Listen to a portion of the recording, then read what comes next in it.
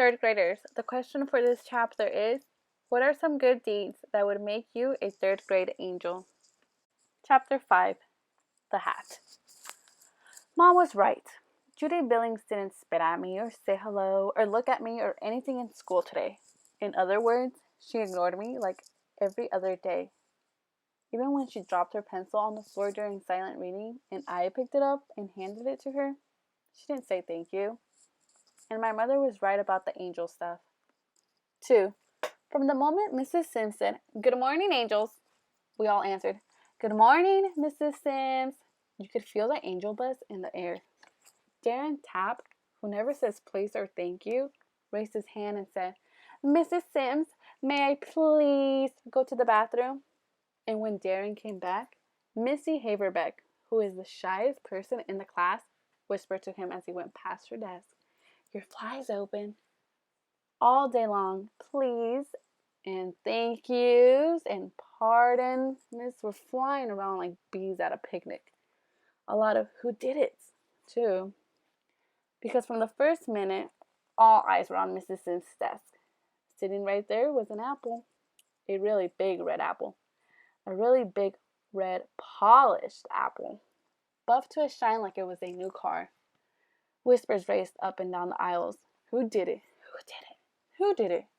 Nobody knew. Except me. As the whispers were flying around, I was doing my usual thing in my seat behind Judy Billings, staring at her perfect uncovered right ear. I started to notice something. The perfect curve at the top of her ear was getting pink, then red. The whispers were flying, and Judy Billings was blushing. "Ha ha!" I thought. The apple came from her. Some of Judy Billings' blush sank into my chest. We shared a secret. I closed my fist and made a vow. Nothing, not 100 spiders or torture by tickling or 10 Gerald Willises would ever make me rat her out. During silent reading, Mrs. Sims was writing something. It was hard to concentrate on my book. I kept looking up at her. So did everybody else. We were all wondering the same thing. Is she writing something good about me? Perfect in every way. I kept remembering what Judy Billings said about angels yesterday. And that's what we were today. Perfect in every way. We sat straight in our chairs and raised our hands for every question instead to give our answers, and were quiet as mice the rest of the time. I kept reminding myself to keep my lip buttoned and not blurt out stuff like yesterday. Only Joey was bad. He kept making noises and funny faces. He was trying to make us laugh, but nobody did. Even in the lunchroom, we were perfect. Everybody smiled at the lunch ladies and said thank you whenever they handed us something. And everybody chewed with mouth shut. Except Joey. Then came after lunch recess. It was a warm and sunny day, but really windy. Swings were flapping when nobody sat on them. Basketball shorts were curving. Besides the wind, everything was going along pretty normal until a yellow baseball cap came flying onto the playground.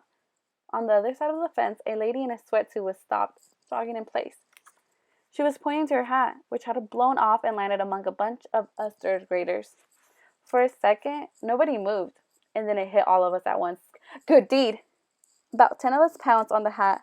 There were so many hands, the best I could do was grab somebody's wrist. We were wrenching and pulling and twisting 10 different ways. I got it, let it go! I was first! Ow! Suddenly, we all snapped apart like a broken wishbone. Eddie Shank was holding the rim of the cap. Diana Briggs was holding the rest. Somebody said, "Uh-oh." Everybody just stared at the hat pieces, except Joey, who was laughing. A screech came from the sidewalk. "You little hoodlums!" The jogger lady kicked the chain link fence and started running. Mrs. Sims was standing in the doorway, watching. Silence in the classroom. The 2 pieces of the yellow hat sat on Mrs. Sims' desk. In between them was the apple. "That was disgraceful," said Mrs. Sims. "Very unangelic behavior." Judy Billings raised her hand. Mrs. Sims didn't call on her, but Judy stood up and spoke anyway. But I didn't do it. I was just watching." It sounded like she might cry. Mrs. Sims didn't even look Judy's way. Judy sat down. "You're all guilty," said Mrs. Sims. You're guilty of doing it. You're guilty of watching and doing nothing to stop it. How many of you guys went over to the lady and told her you were sorry for the bad behavior of your classmates? No hands. Didn't think so? You're all guilty of that too. She looked at us like we were burnt toast. Angels? This may be the first class where nobody gets a halo. Angels? You were no better than a pack of sharks after a piece of meat. Joey burst out laughing. Button it, Peterson, said Mrs. Sims. Joey buttoned it. The rest of us stopped breathing. I guess it was all just words, huh? Said Mrs. Sims. Angel talk? No, angels do this.